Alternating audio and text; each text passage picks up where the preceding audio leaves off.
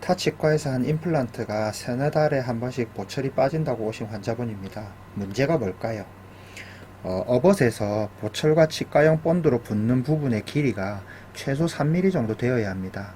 지금 저 업엇의 경우 길이가 안 되는 곳은 1mm 정도, 길이가 긴 곳도 2mm 정도밖에 안 됩니다. 그래서 자꾸 보철이 빠지는 것입니다. 이 환자분의 경우 역류성 식도염이 심합니다. 그러면 치아 마모가 많이 되고 VD, 버티칼 디멘전이 낮아집니다. 잇몸부터 대합치 사이의 거리가 익히 마진이라고 가정하면 업엇 최소 3mm, 더하기 지르코니아 크라운의 두께 최소 1mm, 그러니까 총 길이가 최소 4mm가 되어야 합니다. 하지만 임플란트 부위의 경우 적은 것은 2mm, 많은 것도 3mm 정도밖에 되지 않습니다. 관련 동영상은 저렇게 검색해 보실 수도 있고 내용에도 링크를 걸어 놓았습니다. 노란 선이 하치조 신경입니다. 그리고 하치조 신경 상방 2mm는 세이프티 존이라고 해서 되도록 침범하지 않는 것이 좋습니다.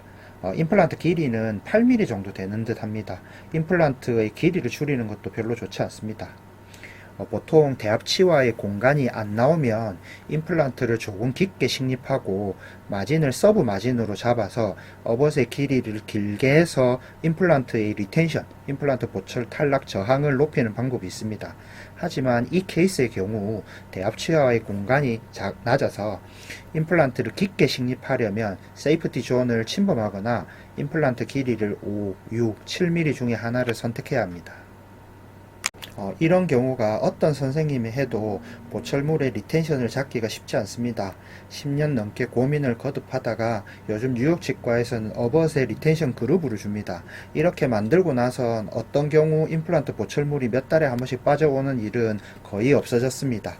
보시면 빨간 동그라미 부위가 업엇의 리텐션 그루브를 만든 것이고요. 앞에 두 임플란트는 리텐션 그루브가 입천장 쪽에 있습니다. 리텐션 그루브를 만들려면 입천장 쪽으로 길이가 어느 정도 되어야 합니다. 빨간 화살표죠. 그래서 마진이 올라가 있습니다. 그런데 입천장 쪽이라서 보이진 않습니다. 그리고 이머전시 프로파일이 컨벡스, 즉 볼록해야 합니다. 위에 그림처럼요. 이렇게 볼록해야 음식물이 덜 낍니다.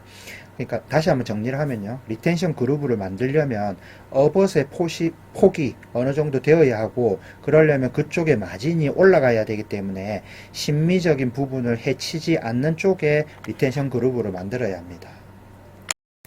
노란 선이 마진이고요. 보철물이 놓이는 곳입니다.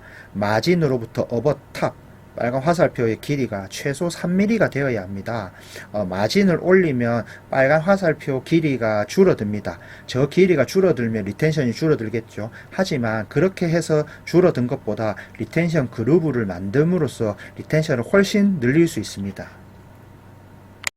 픽스처와 보철의 위치와 모양에 따라 리텐션 그루브의 위치가 달라집니다. 제일 마지막 임플란트의 경우 볼 쪽에 리텐션 그루브를 잡았습니다. 그러면 마진이 올라갑니다.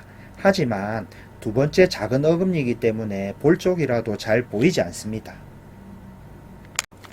이 케이스의 경우 제일 마지막 임플란트가 리텐션 그루브가 볼 쪽에 있습니다. 그래서 마진이 앞의 두 임플란트에 비해 올라가 있습니다. 하지만 제일 마지막 치아이기 때문에 심미적인 부분을 크게 해치지 않습니다. 이렇게 업엇의 리텐션 그루브를 만드는 것이지만 단순하게 생각해보면요, 고려해야 할 요소는 너무나 많습니다. 하지만 이렇게 업엇을 만들면 임플란트 크라운이 안 빠져서 문제지, 임플란트 크라운이 너무 자주 빠져서 못 살겠다는 말을 들을 일은 거의 없습니다.